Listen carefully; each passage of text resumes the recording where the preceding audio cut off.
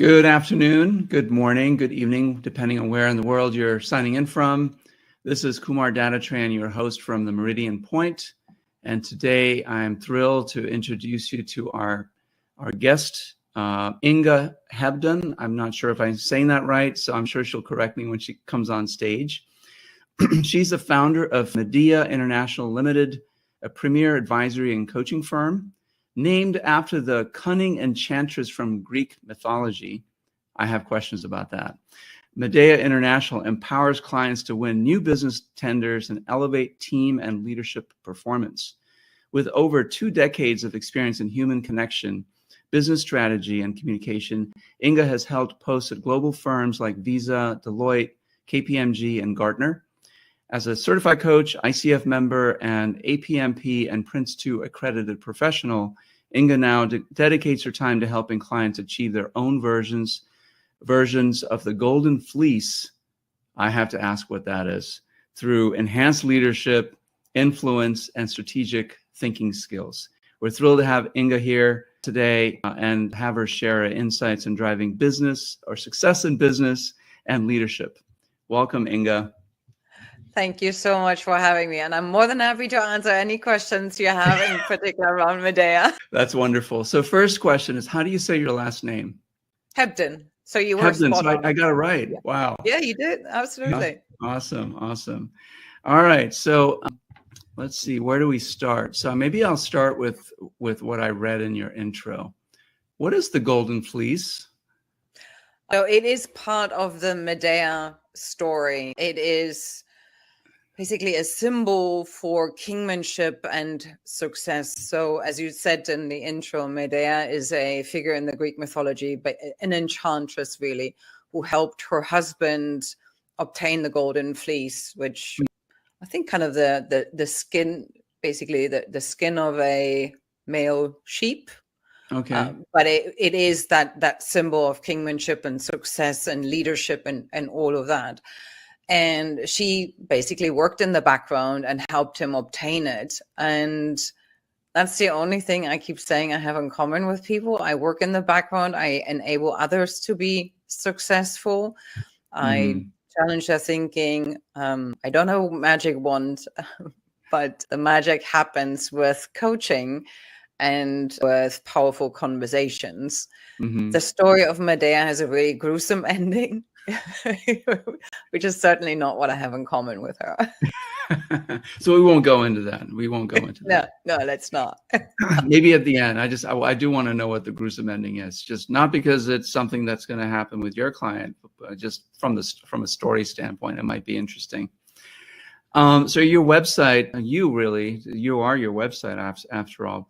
You place a strong emphasis on the importance of presence, especially for women and people of color. Can you talk a little bit about that? What does it mean to have presence? That's a really good point. I often compare, we all have experienced these kind of people who literally walk in a room and the room just goes silent, right? Because and we can't really pinpoint why that is, but they just exude the type of confidence and authority and really natural type of leadership.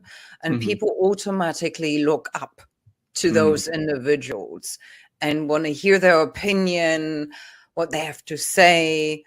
And it's that kind of thing. And the nice thing about it can actually be learned. It's not something people are born with. And it takes time, like with everything, it takes time and it takes practice, but it's teachable or it's coachable if one would want that. And obviously the further up the career ladder you go, the more important that kind of presence become, because people go up the career ladder, they face different types of audiences. They need to all of a sudden address audiences or different types of audience in different ways. They need to tune into, they need to flex their communication style. And obviously all of that can feel quite uncomfortable. Right. And you won't have that type of presence if you feel uncomfortable, if you don't feel you have credibility to back it all up. So, and I think women in particular, they struggle with it a little bit more. I'm generalizing, right? There's always an exception to the rule, but in general, women have more of an issue to feel heard or to make themselves heard and to create their voice.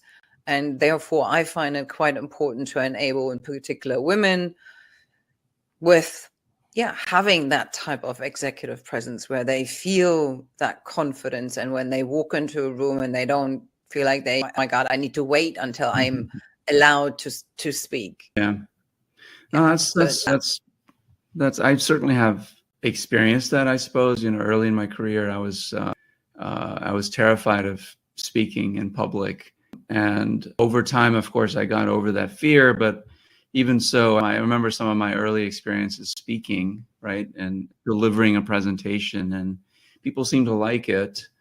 But some of the evaluations I got, especially from my boss, was, you need to develop more gravitas, or, you need to have more presence when you get up on stage or whatever. And I'm like, yeah, okay, I don't know what that means, but I'll keep that in mind. Thank you. And I mean, I did know what that means, but I just, I felt that. Yeah, how do you get there, right? How do you get there? Exactly. Everybody can tell you, oh, that's what you need, but nobody's able to help you to actually get to that point. Right. Exactly. I think that was my feeling at the time. It was like, okay, great. Thanks for the feedback. How do I get there? Yeah. Yeah. And gravitas, funny you should say that, right? So gravitas is one of the 3 key elements of the executive presence. So it's gravitas, communication, and, believe it or not, appearance. Because it does play a role, right? You dress according to the expectations of your environment. Mm-hmm. That's all what appearance is all about. But obviously, like you rightly said, gravitas, massive topic. So it is a big topic underneath. Yeah, it is a big topic. And so maybe you can share an example how you helped a client sort of develop gravitas and communication style that was effective for him or her, and whether appearance really played a role in that or not. Curious. So starting with the latter, with appearance, it does play a role. Just think about the effect it would have on you if you walk into a room and you're completely dressed like anybody else. Mm-hmm. They're completely dressed in a completely different way, like everybody else. Sure. How confident do you feel, right? It depends, obviously, how, what the circumstances are. Some might feel, more confident than others, even though they don't feel they dress appropriately. But in one way or another, it kind of chips away on that confidence, at least a little bit. I've never met anybody who said, no, I feel absolutely fine. So appearance does play a role. And also on the other hand, if you see somebody walking into a room and you have a certain expectation, and I keep telling people an example with a bank manager, right? If you go into your bank and the bank manager shows up in shorts, flip-flops, and a Hawaiian t-shirt, how seriously do you take them, right? So we do have certain expectations on what people should look like or what they should wear in certain circumstances and certain types of roles. Mm-hmm. Yeah, I can see that. Of course, just as a quick comment, I can see that, although I have to say that some of the people that I admired the most were those people that didn't look exceptionally well-dressed or even well-groomed sometimes, but they compensated for that with their confidence and their knowledge and their gravitas, really, and their ability to communicate. Yeah. What do you say to that? It's true. Yeah, it's true, but it takes a lot to get to that stage.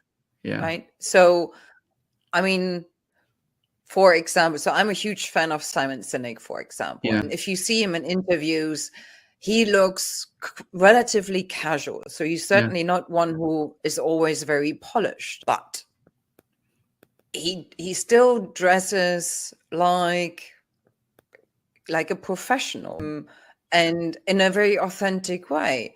I would assume that it took some time for him to be really comfortable in this setting and dressing the way he does without and not worrying too much about it, hence not being dressed in a suit and a tie or a three-piece suit, for example.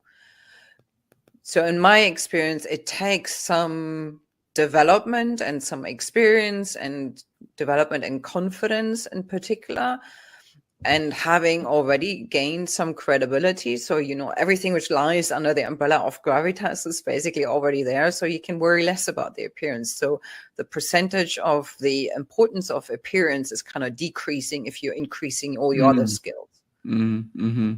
I suppose it makes sense that, you're sort of building a brand, and if you always show up in suit, and you start to build your communication style and your gravitas, and you suddenly showed up in a beach shirt and shorts, you probably still gain an audience and be able to influence their thinking and behavior. And I mean, not that that's your goal, but you are still going to be able to get attention to the things that you're trying to say and be able to convey it, because you've already built a brand. They're going to be like, why is he dressed this way? But then of course they see that you're the same person, your communication is the same. So you've sort of transcended one of those pillars, if you will.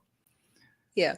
Well, and also, of course, it should be authentic, right? Yeah. So it's, if one is a person of always liking to wear a three-piece suit, or, as a female, always wearing a nice business dress with a jacket, right? If that's your go-to and that's how you feel comfortable, then this should be displayed. Yeah. And then you probably kind of seek out certain types of audience. But unfortunately, we do live in a world where we have certain expectations on appearances. Yeah, absolutely.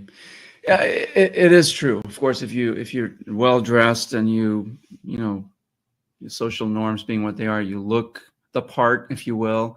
If you don't have those other two elements, then people will quickly see through that, right? And won't pay you much attention anyway. Yeah. And it also can function as maybe armor is too much of it's too strong of a word, but it can help you with your own mindset, right? Okay. It's I'm dressing up for this occasion, so I'm feeling already better about myself. Yeah. And that little bit of feeling better about yourself will also translate into a better presence, or something which people recognize in a different way. Yeah, that makes sense.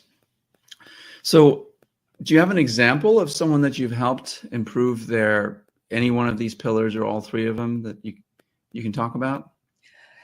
Less so on the appearance. So I worked in industries where people would professionally dress in a certain way already. Hence, the males would usually be in a suit, and the females in something according to that. So in a business outfit. So I never really had to address the appearance. But I've worked with different partners, senior partners in professional service firms, or directors, or sometimes more junior individuals, in particular, helping them on bigger sales initiatives or sales opportunities, where they had somebody like me to guide them through the process. And part of the process was also helping them to prepare for the presentation. And that was, when you pitching for multi-million-dollar deals, practicing the presentation is crucial, absolutely crucial, because your proposal, the one you've handed in beforehand, can be absolutely, you nailed it. But if you falter during the presentation, you probably won't get chosen. And then you have to answer quite a few questions in terms of, well, you were the front runner. Why on earth did you lose it on the presentation? And what happened? So I was there and helped multiple teams to really practice that pitch or the presentation. And it was a combination of team dynamics, because some of the team members, they didn't know each other. So you really need to start from scratch and help the different types of team members create some kind of trust and rapport. And that was down to me coming up with certain types of exercises and just conversations and workshops where people had the chance to actually get to know one another and learn how to trust one another. And then obviously developing the entire messaging of it and practicing through rehearsals and team rehearsals as well as one-on-one. And there's a lot of feedback in there from myself, as well as facilitating a conversation amongst the different team members, simply because I got brought in as the expert doesn't necessarily mean that I knew it all, in particular when it got quite technical. So it was down to me to facilitate that conversation, to create an environment where every single team member was comfortable enough to share their feedback, no matter where they sat in the hierarchy. And that can be sometimes really tricky if the team is mixed with people from different hierarchy levels. And giving the younger people or the more junior people the voice, that was pretty much also down to me and the way I facilitated the conversation, the expectations I set with the more senior people in the room. So if I would put a number on it, 300 plus people I've helped. That's amazing. And I like the detail you provided. It's not just a one-on-one conversation. It's really helping the group of people around that individual so that they're all successful. And it's almost like you're cultivating this ability for that individual and maybe everyone on the team to be more aware of their presence, their own presence, and also be able to consume the feedback that they're getting. Because that's a skill, I believe that's a skill that isn't, you're not born with. Because feedback, most people, when they hear the word feedback, it has a bit of a negative connotation. This is a criticism, this is something I'm doing wrong. And I feel that maybe through these workshops and the coaching that you provide, you're helping people see feedback in a different way. Would you comment on that? Yeah, and you're right. Often feedback is seen as a negative in terms of, I've done something wrong, I need to be ashamed of it, or I'm embarrassed about it, and I'm not good enough. All those kind of things obviously come to mind. I find it really helpful to frame it from the beginning and to set the expectation. And then because that's crucial. If I just storm in and I give some feedback, and in particular if I'm pointing out things which are not well received based on what I know about the audience because I have a debrief and all of that, if I then all of a sudden point that out with no context, obviously I'm going to alienating the person, and that's not very productive, quite the opposite. So it is my responsibility to really lay out the expectations from the get-go and really provide reasoning for the entire process we're going through, and making sure that I am answering any kind of questions and addressing any concerns anybody might have when it comes to the way they're perceiving or they processing any information, in particular feedback. So all of that needs to be done in the beginning. And then in addition to that, the way feedback is delivered is also crucial. So I comment on what I see in terms of behaviors. I see patterns I observe, language I hear. Those are the things I provide my feedback upon, but I will never criticize the person's beliefs, values, or even identity. So if we're going down that route of criticizing somebody's identity, of course it's going to be seen as an attack. Sure. I mean, naturally, I would feel attacked if somebody would criticize me in terms of who I am, and or even, worse, call me stupid. So of course that's not going to fly. So there is an art to the way of providing feedback, but the context setting and expectation setting and providing reasoning is equally important. Yeah, I totally agree with that. And I think that you probably model the type of behavior expected by giving effective feedback that isn't directed at the person. It's really the behavior that you observe, the thing that you hear, whatever it is, right? You're pinpointing those things and helping people see those as separate from them, right? It's not their fault necessarily. It's just you observed, and what do you think, and how might you improve it? So but it's, when it comes to setting the expectation, it's also asking them if there's a preferred way for them to receive feedback. Yeah. Right? So, because I have my own idea, I have my own definition, but it's important to open up the conversation, to open up the floor and say, listen, how, as a team, how would you like to proceed? How should we do the feedback round? Here's the reason why feedback is really important, because it's basically, we're holding a mirror in front of you, but we've got options. What do you think? What should we do? So involving everybody involved in that conversation, that's also very helpful, I've seen in the past. And then that sounds very powerful. Maybe something I might do in group situations and group workshops, things like that. I might borrow that from you. I think I do something similar. But very welcome. Yeah. I only had good experience with. I mean, I'm not saying that everything goes well, right? It's in particular at the first time, and I did find myself in situations where I had to almost protect some individuals of the group and making sure that they get heard and offer some one-on-one coaching in order to really get that going, as well as taking a sidebar with the overpowering people in the room and addressing that. So, there's so many different layers to it.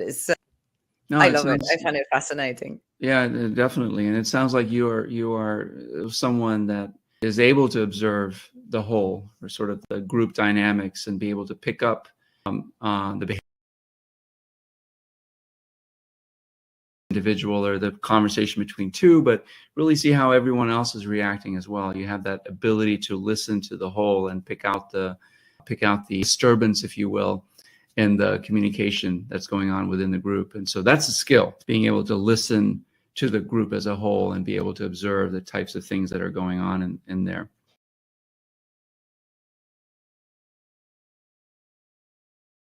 In the background, you don't like the spotlight, and yet you coach people to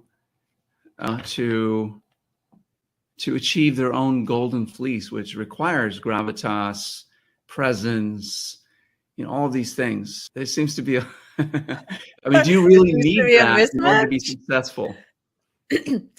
Yeah, so I think, because I had to work hard in order to get to where I am now and be comfortable speaking in front of audiences and doing, workshops or even trainings where I have 50 plus people in the room, sometimes, a few levels up. Even though I'm the specialist, I'm standing in a different way in the hierarchy, and making sure that I get heard and that people listen to me.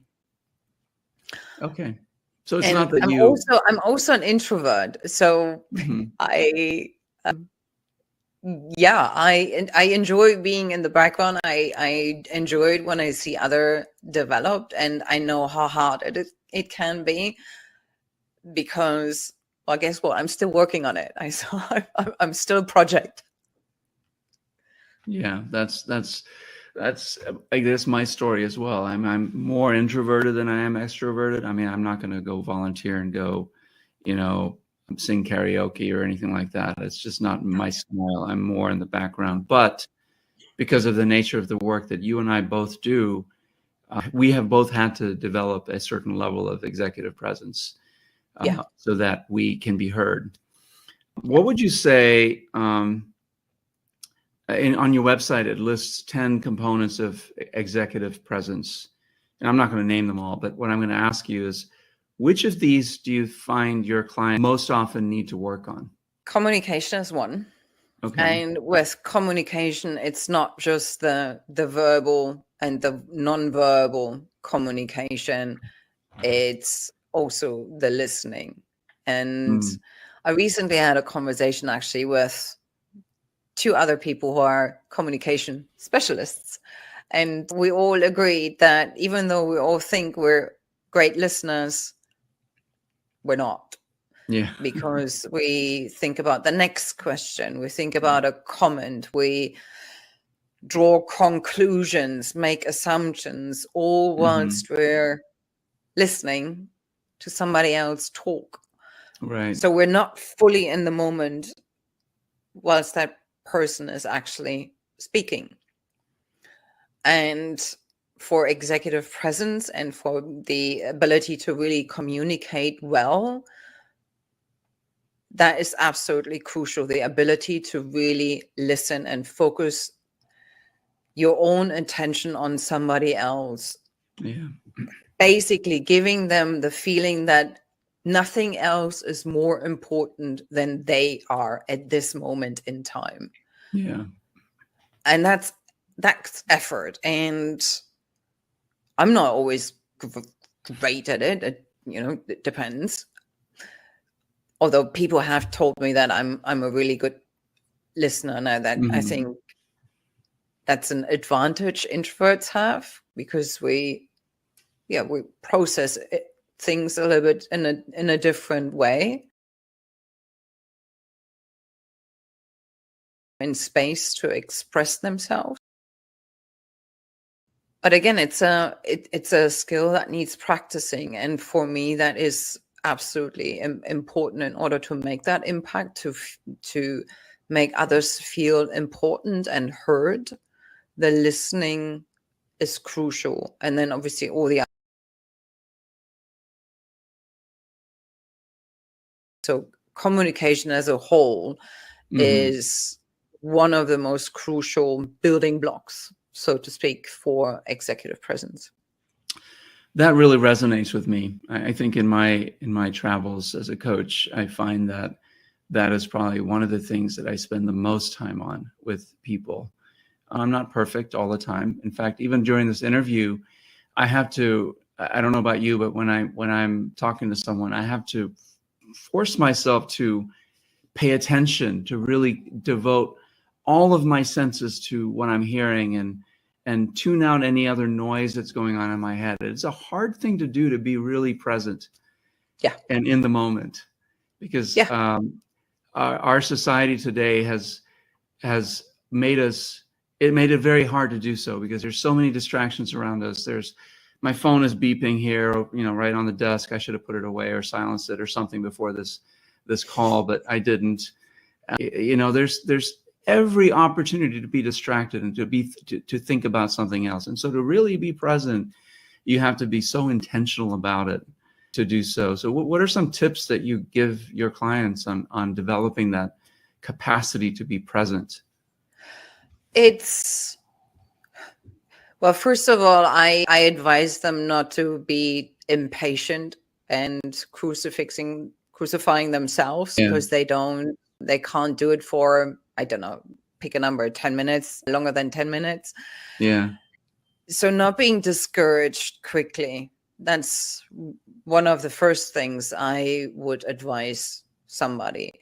And then another thing somebody can do is almost repeating word by word what the other person has said in their own head, because that helps tuning out any white noise from your own head, right? Because the minute you start repeating the words from somebody else, you don't develop your own thoughts. You don't think about the next question. Right. So that can be a good trick, and just keep doing it. You will, people will stumble, you will lose it, but it's the thing of keep practicing it. And also, or another thing is to repeat back what a person has said, to make sure that you fully understood what that individual was saying. Yeah. That also helps you to really be present and follow the conversation, because you know that you're going to feed the key points back to them. Yeah, that's right. Yeah, that is a good trick. I use it all the time, either, by mirroring what they say or paraphrasing what they say, and ask for validation. Did I get it right? Did I hear you right? Did I miss anything? I think that's a really key skill in developing the ability to listen, right? How close you got to what the person said. Yeah. Another thing, so I mean, everybody is different, right? But there are some individuals who know themselves of jumping ahead quite quickly with their own thinking, right? Almost cutting somebody off because jump in with a comment, with an assumption or another question, which then derails the conversation.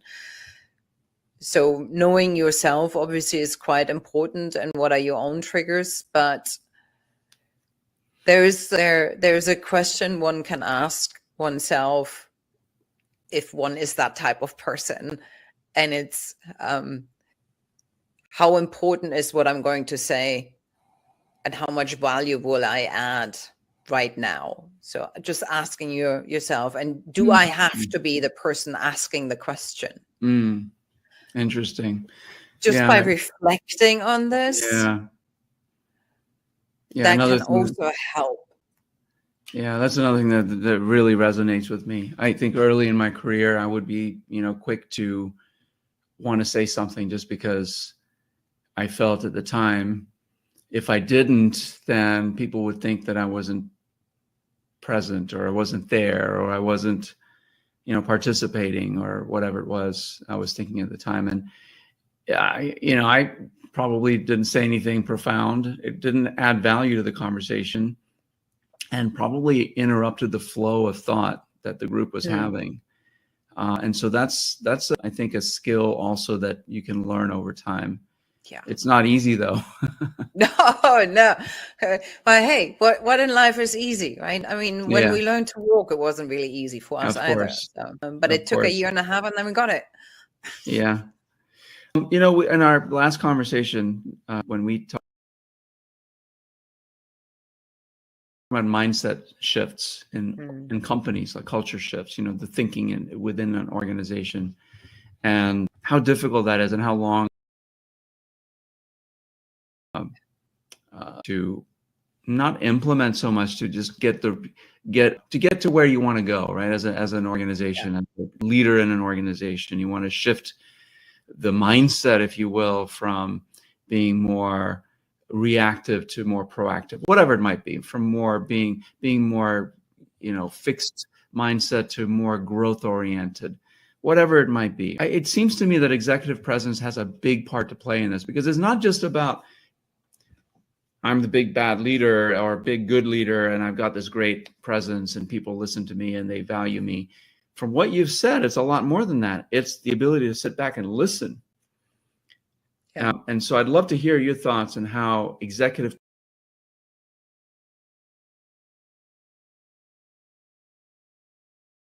to do in terms of transforming their company to be more growth oriented? That's actually a really tricky question. How can executive presence help change the culture in an organization? Executive presence is the ability to communicate well and having a vision, being able to communicate the vision, creating environments where others really can flourish. So it has a lot to do with one's mindset.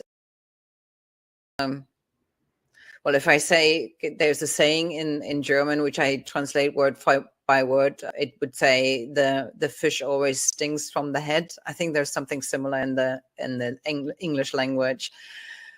So you do have to start with a change at the top of the organization or at the top of the department, if it's when an organization is big enough. So if you do want to create a change, it usually should start from the top, because those are the individuals who can usually have the greatest influence. And if they develop a certain type of mindset, that usually trickles down into the various different layers of the organization, which is why it's so important to start working with those individuals, because they do have the type of influence in that organization to really make that shift. Mm. Does that answer your question? Yeah, it does. It makes a lot of sense too, that if you want to implement any kind of strict change strategy, because they're the ones that have asked for this change. Any change efforts, usually in companies attempting to change by implementing agile and lean methods to responding to market changes, to being more competitive. Activities have changed. Presence, they're certainly not communicating the vision as forcefully or as effectively as they could.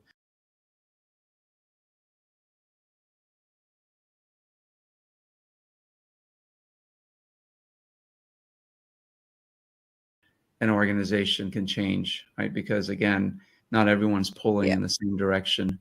And so it really does need to start at the top, or the what was it? The fish stinks from the head down, or from the head first?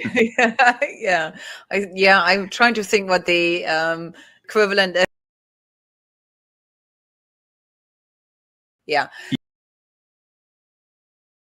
The S word, but the crap always flows downhill, or something like that. I don't know. Yeah, that too. Yeah, but think about it. So if a change is going to be introduced into an organization, and whilst everybody knows, this is coming from leadership, if they don't know what it's for, hence they don't have any idea what leadership wants to achieve with that kind of change, how successful or how motivated is everybody going to be in order to really go down the path of that culture change? Other than obviously the forced one and the things they need to do, but an actual heartfelt one where they do want that change. A certain type of transparency is needed. And if that is not communicated well, and for that transparency, it includes the vision. Why are we doing this? What's the end game we're trying to achieve? What's not going well right now? What leads to the changes we want to implement?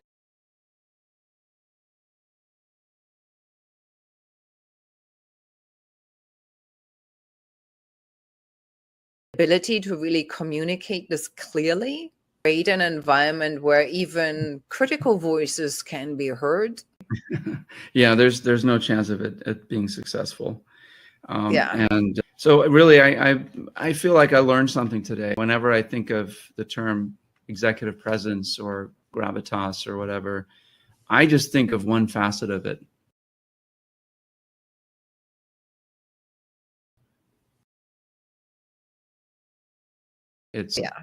It's more about how you as a leader cultivate others.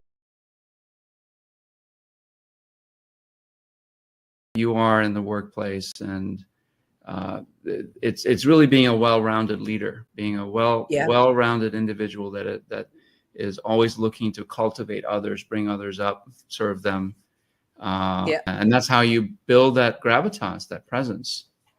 Would you agree? Absolutely. I couldn't agree more. There's another phrase people would describe it is it's the sweet point between the ability of leading yourself and leading others successfully. Yeah. Because only if you lead yourself, you can lead others. So that evolved a really good chunk of self-awareness. Yeah. Environment, and then being able to also manage your own. Everything is good. We can be great leaders.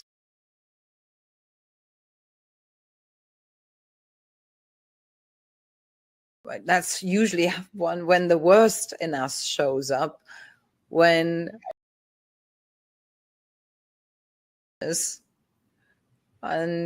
that's when the more kind of ugly characteristics kind of show up. And if you have the ability to lead yourself, and if you have a lot of executive presence, then you're also able to still be present and still encourage others and still create an environment where people can speak up, where they feel motivated, where they feel heard, where there is psychological safety.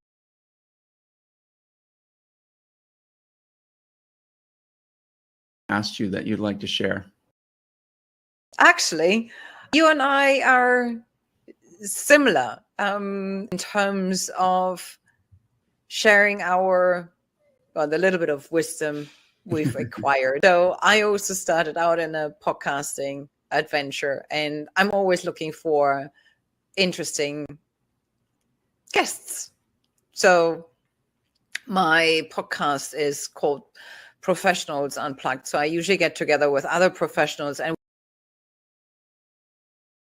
anything in related to the work field, the good, the bad, the ugly, and the funny.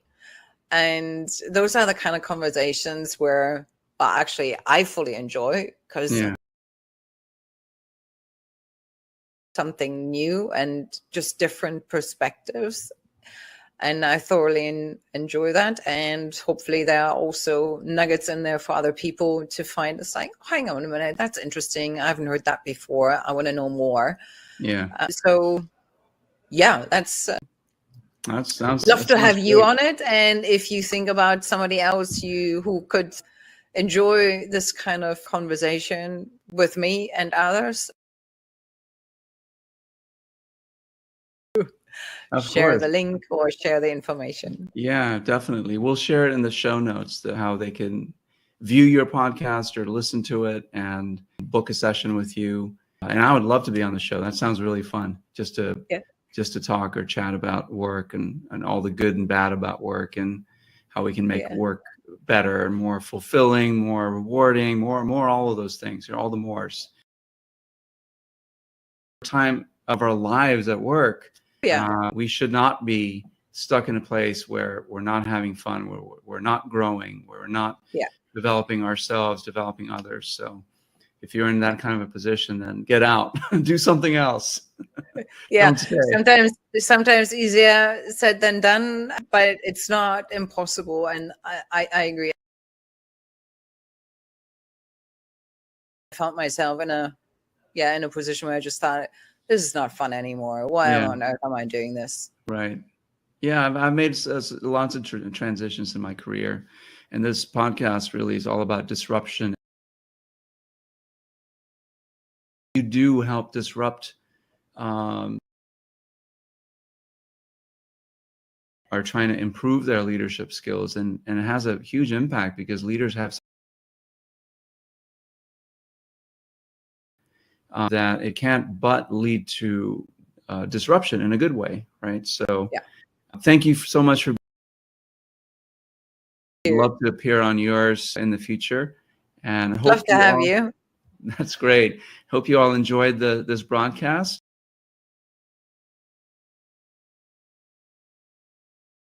Notes are down below. Look her up on our website and improve your executive presence now that you know what that means. See you all later next time.